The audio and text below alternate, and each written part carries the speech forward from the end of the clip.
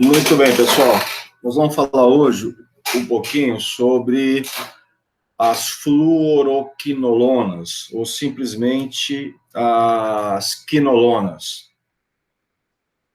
É uma classe de antibióticos bastante utilizadas, né, hoje, no nosso meio,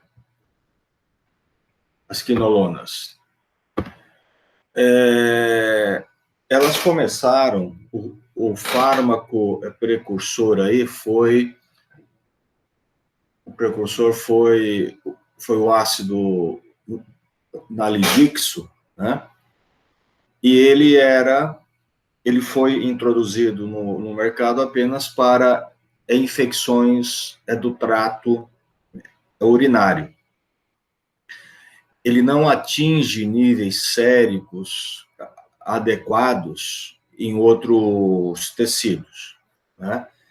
E ele era muito específico aí para gram-negativos. E ele só pegava, então, as vias urinárias. Ele veio aí por volta da década de 60, né? E a partir da década de 80 é que começou a surgir aí outros derivados. E aí, hoje nós temos vários derivados. Então, só para a gente ter a noção da evolução dessa classe, essa classe também foi dividida por gerações, né? Então, temos aqui o precursor, né? Ficou como sendo a primeira geração, né? E em seguida, o próximo fármaco foi o norfloxacino. O norfloxacino, ele veio aí com uma característica ampliada, né? Pegando mais cepas, mas ele continuou sendo específico, né? Específico para as vias urinárias. Então, ele já foi muito conhecido, ainda é conhecido, né? Para tratamento das infecções urinárias. Aí depois veio o lomefloxacino, que é a mesma coisa, mas o norfloxacino foi o mais utilizado.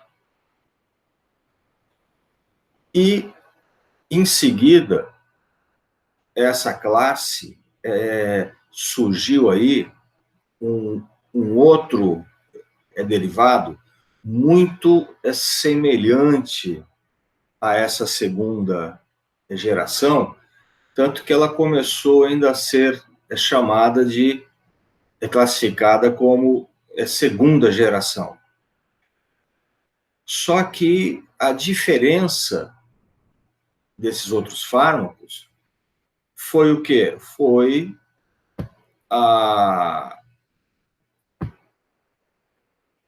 assim, ela saiu das vias urinárias e começou a ganhar, né, a via sistêmica. E o representante dessa classe é o ciprofloxacino, né? Então, a primeira geração, apenas vias urinárias, aí surgiu um derivado com o acréscimo de um átomo de flúor, né? Então, deu aqui início à segunda geração, o norfloxacino. E depois, mas ainda específico para as vias urinárias, e depois, então, saiu das vias urinárias e ganhou as vias sistêmicas. O ciprofloxacino foi o carro-chefe dessa outra derivação. Mas aí, então, eles precisavam diferenciar a segunda geração, que ainda continuava sendo específica para as vias urinárias, da segunda geração que ganhou as vias sistêmicas. E aí, então, foi dado segunda geração A, para aquele que continua sendo específico para as vias urinárias, e segunda geração B, o que ganhou as vias sistêmicas. Tudo bem até aí?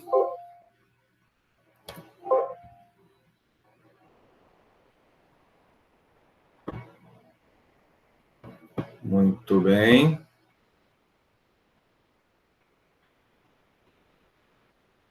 Ok.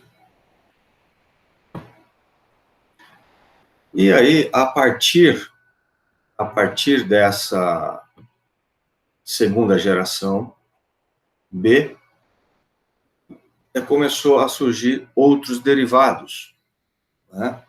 E veio aí o levofloxacino e o moxifloxacino. Essas quinolonas, que foi agora classificada como de terceira geração, elas começaram a pegar principalmente vias respiratórias. Tanto que elas são também conhecidas quinolonas de terceira geração ou quinolonas respiratórias, tá? O levofloxacino e o moxifloxacino. Então, são bastante específicas para as vias respiratórias. E depois disso, surge aí mais uma geração, a quarta, né? O trovafloxacino, o clinafloxacino, o citofloxacino, que começa a surgir aí as derivações daquelas cepas mais resistentes. Então, essa é a classificação que se tem hoje das quinolonas, né?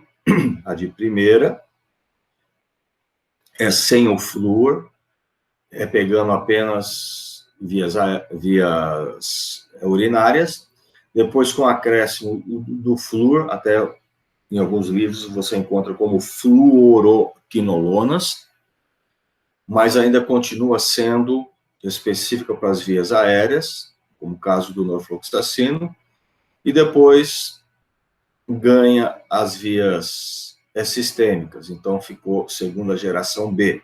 Então, segunda A, segunda B. E depois, mais específicas para as vias respiratórias, a terceira geração. E hoje temos até a quarta. Muito bem. Como que esses fármacos, eles agem, né? De que forma que eles agem? Dentro da bactéria, o DNA, ele é muito bem organizado, né? E ele forma uma dupla camada, uma dupla espiral, né? A gente chama de hélice, né? E essa dupla espiral de hélice, ela tem que ser separada, né? E essa dupla essa dupla hélice que vai permitir a replicação ou a transcrição do DNA. Né? Agora, isso aí, esse DNA, ele precisa estar dentro da bactéria muito bem organizado, né? Para que a replicação, né, de uma nova espiral aconteça. E essa separação dessas camadas, né, ela precisa ser muito bem organizada, formando o que a gente chama de superenrolamento, né? Ou super espiral positiva, né? Excessiva do o DNA. Bom, essa separação e essa organização desse filamento de DNA dentro da bactéria é feito por uma enzima, pode assim ser chamada, né? Chamada de DNA girase. DNA girase. E essa DNA girase, ela combate a formação dos obstáculos mecânicos, né? Rompendo ambas as fitas e DNA. E essa DNA girase é que vai dando esses super espirais negativos, né? Se organizando, o que permite a transcrição e a replicação. Muito bem, essa DNA girase, ela também pode ser chamada de topoisomerase. E existe a topoisomerase 2 e a topoisomerase 4, a gente vai falar já disso. Bem, o que eu quero é deixar claro que o DNA, dentro da bactéria, tá? Ele é composto por essa dupla hélice, né? E precisa ser muito bem organizada, tem que ser separada e organizada. E quem faz essa organização é a DNA girase, ou também chamada de topoisomerase. Muito bem. Aqui que eu disse para vocês, ó, a topoisomerase 2, ou DNA girase, ela é alvo para as bactérias gram-negativas. E a topoisomerase 4 é o alvo para as gram-positivas. Né? Muito bem. Essas quinolonas, o seu alvo principal, a sua ação, é a nível de DNA, é a nível dessas DNA girase, é a nível dessas topoisomerases. É nessas topoisomerases que as quinolonas se ligam, né? Elas ligam especificamente a subunidade A dessas DNA girase. Muito bem. O cromossomo bacteriano é formado, então, por uma única e longa molécula, né, de DNA. Encontra-se dobrada entre si, mesmo, né, e super enrolada em espirais bem apertados. E quem é que faz isso? As enzimas topoisomerases. Elas é que fazem essa organização, né? Então, a gente tem aí as enzimas topoisomerases, A2 e A4, organizando essas espirais bem apertadas de DNA. Muito bem. Então, aqui está um filamento, né, de DNA, tá? E o DNA girase é que faz essa organização. É dessa forma que esse filamento precisa ser. Quando as quinolonas inibem essa enzima, vejam que essas moléculas, elas começam a afrouxar, elas começam a perder a sua organização.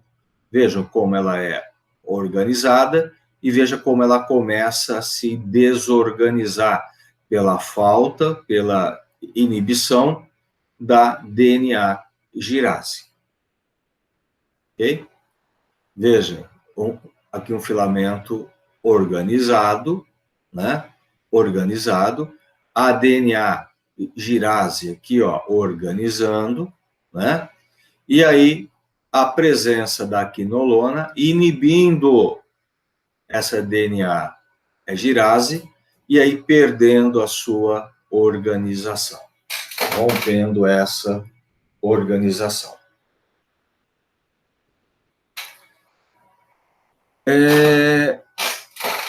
O espectro de ação dessas quinolonas, né, são potentes bactericidas, né, contra bacilos aeróbios, gram-negativos, desculpa, a Escherichia coli, Salmonella, Shigella, e aí vai.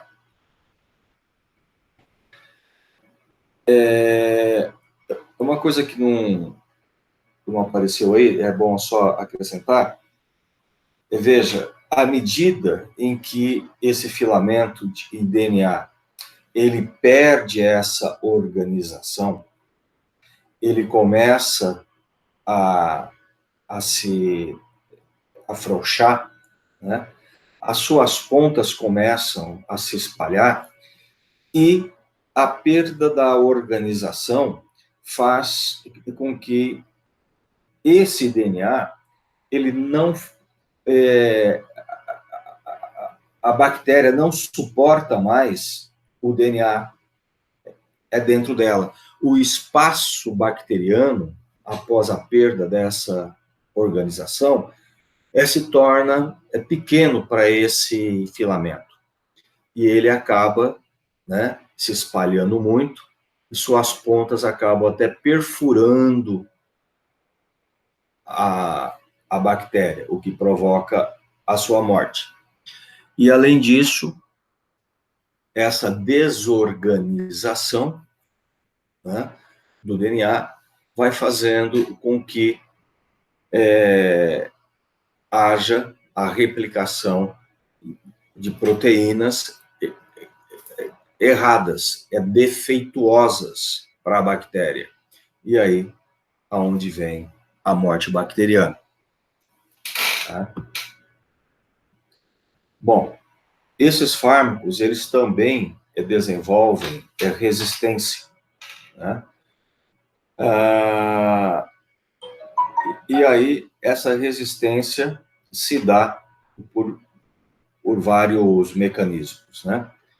A mutação cromossômica dos genes da enzima-alvo, então você acaba tendo aí uma alteração da enzima, aonde o antibiótico não reconhece mais o seu ponto de ligação, né? Uma alteração da permeabilidade da membrana celular, alterando aí os canais por onde o antibiótico deveria penetrar, né? Ele não consegue mais. E um outro mecanismo também comum para as quinolonas é o mecanismo de efluxo, né? A bactéria, ela cria canais de expulsão. O antibiótico, ele até entra na bactéria, mas a bactéria pega esse antibiótico e expulsa, joga para fora o antibiótico. Tá? Então, esses são os mecanismos de resistência. As quinolonas normalmente são bem aceitas, né? Os efeitos adversos não são muitos. Há relatos aí, trabalhos que indicam de 3 a 17% estão relacionados ao trato gastrointestinal, como náusea, vômito e um desconforto abdominal. Manifestações de hipersensibilidade não são comuns, como urticária, eosinofilia, erupções, tal, febre, essas coisas é muito raro de acontecer, mas existe citações. Cristalúria, a formação de cristais na urina, né? o rim, isso tem acontecido, mas especialmente com o norfloxacino, tá? O norfloxacino. Com os outros mais novos, parece que não tem tido esse tipo de problema. E a nível de sistema nervoso central, você pode ter sonolência, cefaleia, insônia, veja que alguns efeitos até antagônicos, né? Tonteira, fadiga, depressão e, por vezes, até convulsão pode ser percebido. E lembrando que eu já comentei com vocês, se não comentei, comento agora, algumas classes de antibióticos podem provocar excitabilidade, convulsão, por inibir o sistema GABA, né? O sistema GABA, que é um sistema inibitório que nós temos, e alguns antibióticos têm essa propriedade, né, inibidora sobre o sistema GABA, e aí você acaba tendo um aumento da excitabilidade.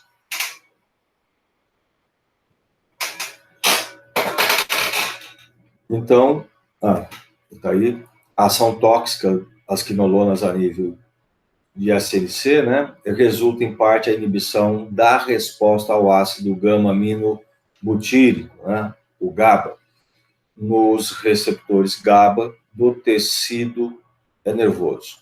O ciprofloxacino possui atividade antagonista parcial do GABA. Então, o ciprofloxacino é um dos fármacos que podem levar esse tipo de efeito, por ele ter essa ação antagônica, né, do sistema GABA.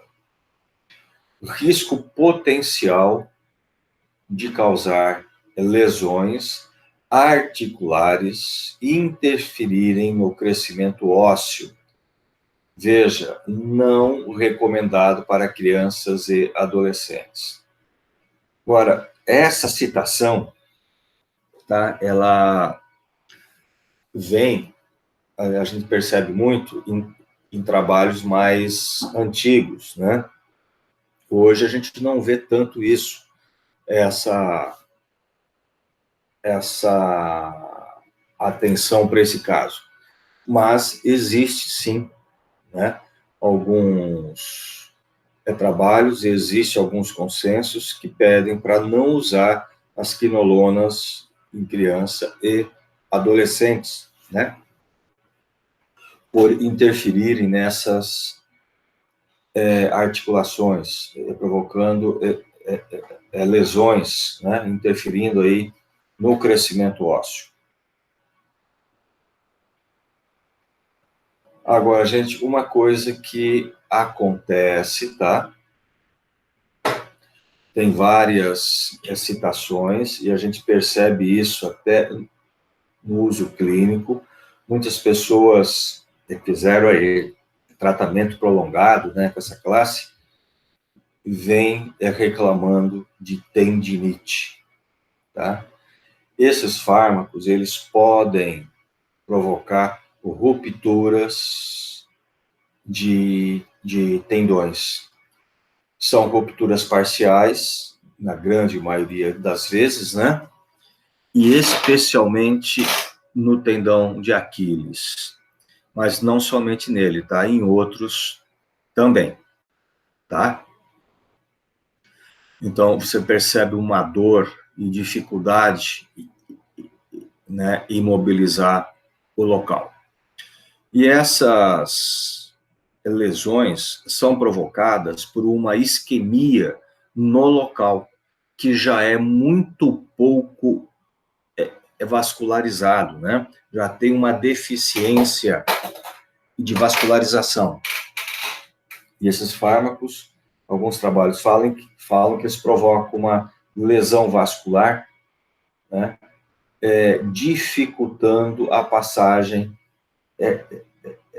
do sangue, como fosse uma inflamação do vaso.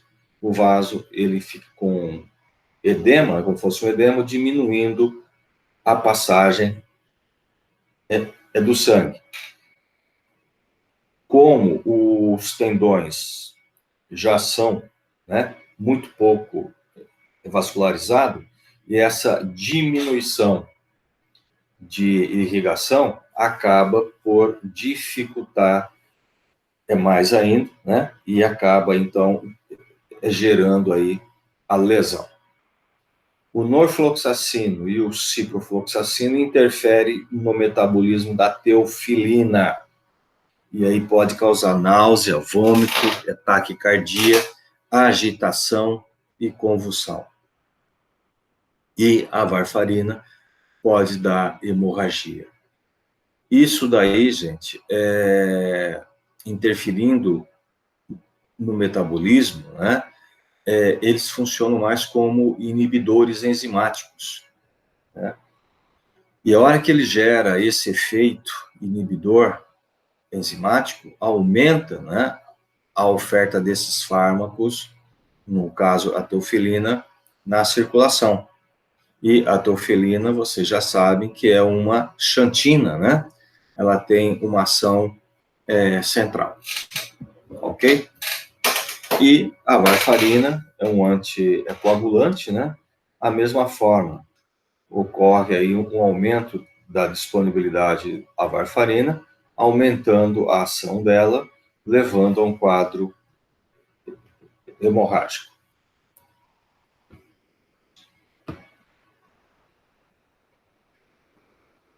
Até aí, tá tudo bem? Muito bem.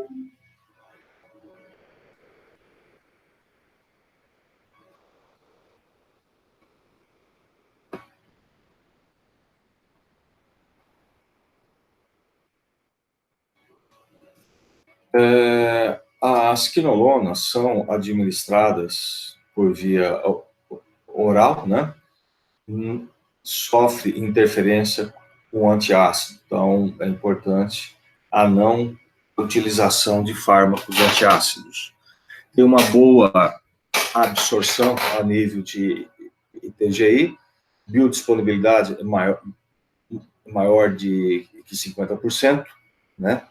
A ligação proteica aí até 30%, e boas concentrações em áreas restritas, como a próstata, bile, pulmão, neutrófilos, macrófagos, né?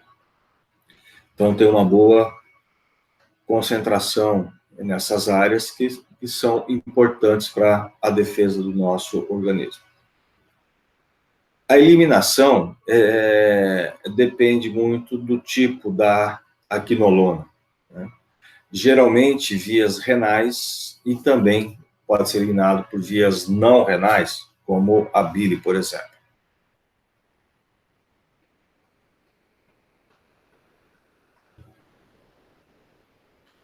Bom, aí tem uma série de indicações clínicas, né, das quinolonas.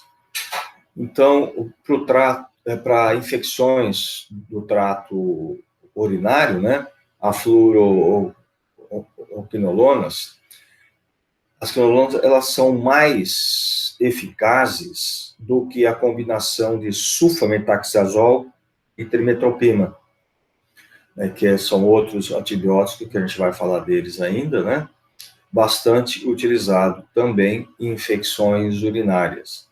Então, tem trabalhos que apontam que as quinolonas são mais eficazes. Pode ser usado nas prostatites, nas doenças sexualmente transmissíveis, infecções do trato respiratório, infecções gastrointestinais, dermatológicas, ósseas e articulares. Então, veja que tem um uso bem amplo, né? As quinolonas têm um uso bastante amplo. O uso profilático de quinolonas em pacientes imunocomprometidos tem sido desaconselhado. Alerta o espectro altera o espectro da infecção, propiciando aí o crescimento de Staphylococcus epidermidis e de Streptococcus alfa hemolíticos resistentes. Então, na profilaxia, né, em pacientes imunocomprometidos, não é indicado. Algumas contraindicações das quinolonas. Em crianças, mulheres grávidas e durante a amamentação, né, desenvolvimento de erosão e cartilagem, foi o que a gente já comentou, né? Pacientes em uso de drogas antiarrítmicas podem prolongar o intervalo QT, principalmente o moxifloxacino. Então, esses pacientes que fazem uso de antiarrítmico, né, tem que tomar muito cuidado, né, deve-se evitar essa classe, as quinolonas, especialmente a moxifloxacino, tá, por prolongar esse espaço, aumentando o caso aí de arritmias.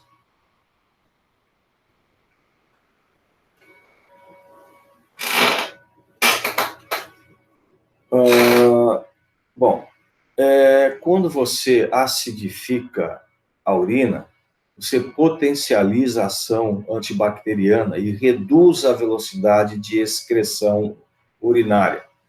Só que aumenta também o risco de cristalúrgico, né? Aumenta o risco aí da formação de cristais. As novas quinolonas, especialmente terceira e quarta geração, né, aumenta a concentração de teofilina, que é aquele fármaco que a gente já falou dele, né? É uma xantina, bastante utilizado aí em crise de asma, só que tem uma ação excitatória central. Antiácidos com alumínio e magnésio inibem a absorção gastrointestinal das quinolonas. Então, antiácidos devem ser evitados, né? Não podem ser administrados. As quinolonas e os FINES, ou simplesmente os AINES, potencializam efeitos estimulantes de ação central. Pode gerar aí as convulsões. Acredita-se que existem muitas prostaglandinas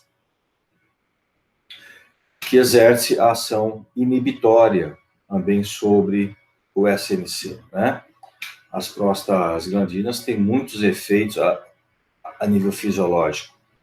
E quando, então, você inibe essas prostaglandinas utilizando um FINE e a quinolona, que tem uma ação antagônica ao GABA, aí você pode ter uma superestimulação central, e você acaba tendo a convulsão.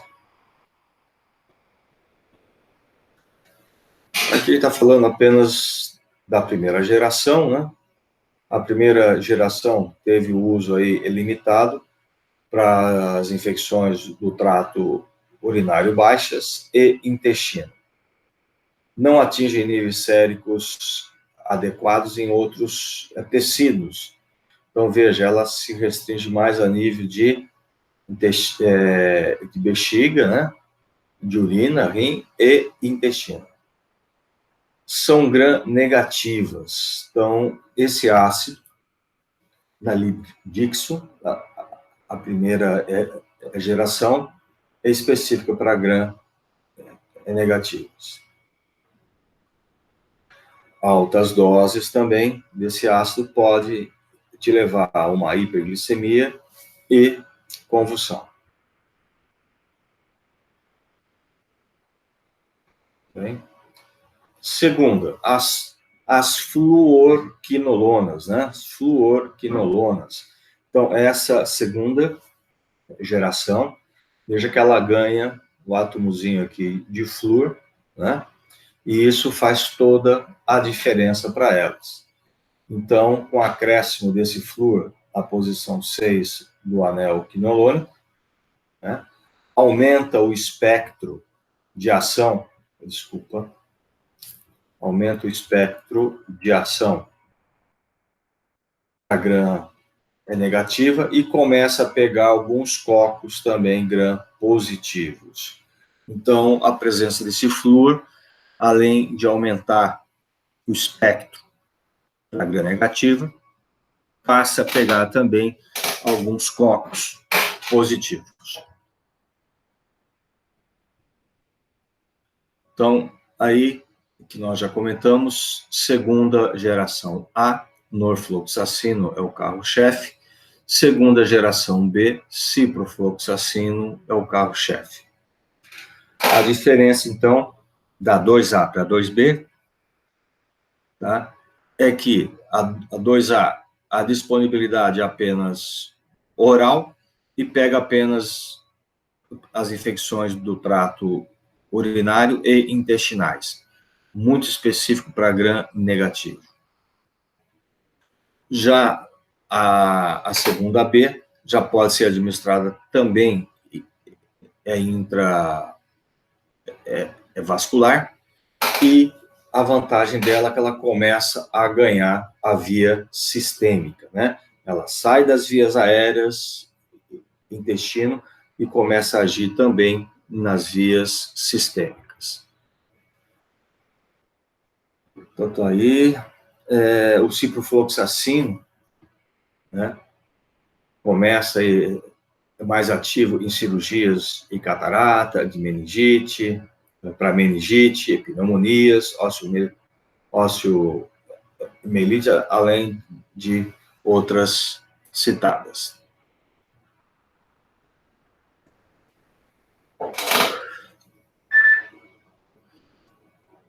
Nenhuma outra quinolona é mais potente que a ciprofloxacino para casos de pseudomonas, tá? Não existe.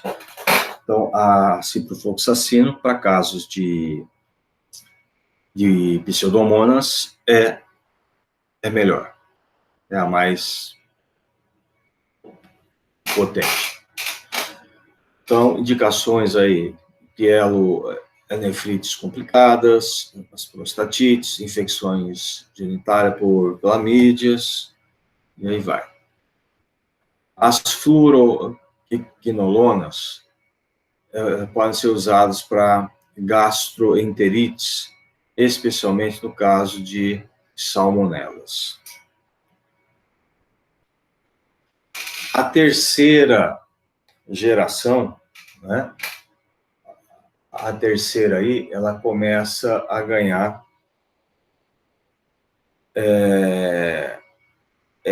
destaque quando, né, se fala aí principalmente em vias aéreas, né? Ela aumenta muito a ação aí, tá?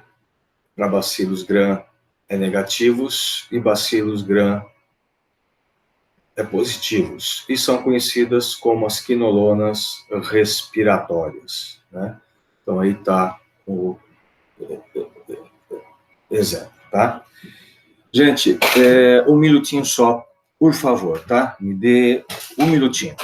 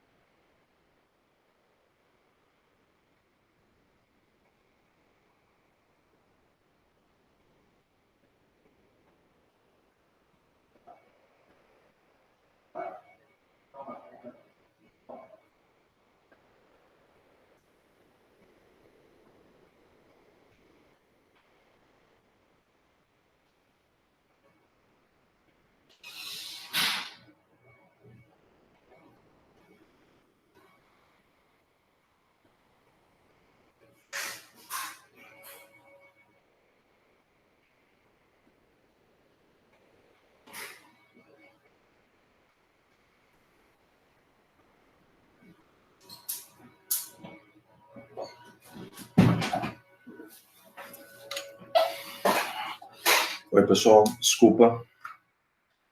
Continuando, então. A terceira geração, então, ela ganha o destaque aí, né? Por ganhar bem as vias respiratórias. O levofloxacino, depois o moxifloxacino, né? E o gatifloxacino. Muito bem.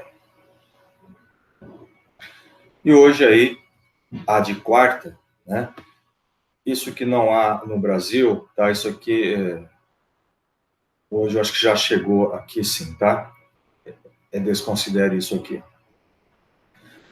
Aumento do o espectro de ação, né? Principalmente para bacilos gram-negativos e positivos e bactérias anaeróbias, né? Essa quarta, então, muito mais potente, tá? E hoje eles começaram a trabalhar na a retirada do flúor e garantindo a atividade. Então, aí surgiu aí a garenoxacina, né, que é o novo grupo equinolona agora sem o átomo de flúor, a molécula, mas que apresenta o espectro de ação e potência antimicrobiana das quinolonas fluoradas. Então, apenas a retirada do flúor. Tá? O flúor foi introduzido, né, para se ganhar, para se ter atividade, e agora, já conhecida a forma de se manter essa atividade, é retirado esse flúor.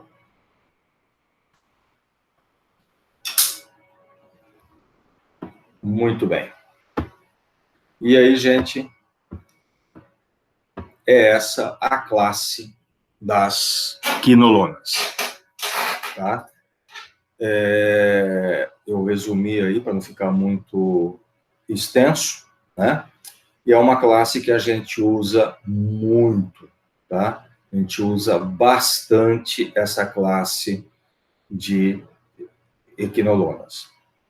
É importante lembrar, tá, que o uso dessas equinolonas, o aparecimento daquelas tendinites é muito mais comum, tá, do que citam a literatura, tá? Eu conheço vários casos, tá, e pessoas até conhecidas que relataram a mesma coisa, tá? A utilização de quinolonas e aparecimento, tá, de problemas de tendinite. Braço, tá? Então, é meio complicado, tá? Mas é uma classe bastante utilizada. E a vantagem do uso delas hoje, principalmente a de terceira geração, né, as respiratórias que você trata, e hoje a pneumonia, né, com uma única dose diária, né? Então, essa é a vantagem delas. E são fármacos muito bons. Ok? Estou interrompendo a gravação.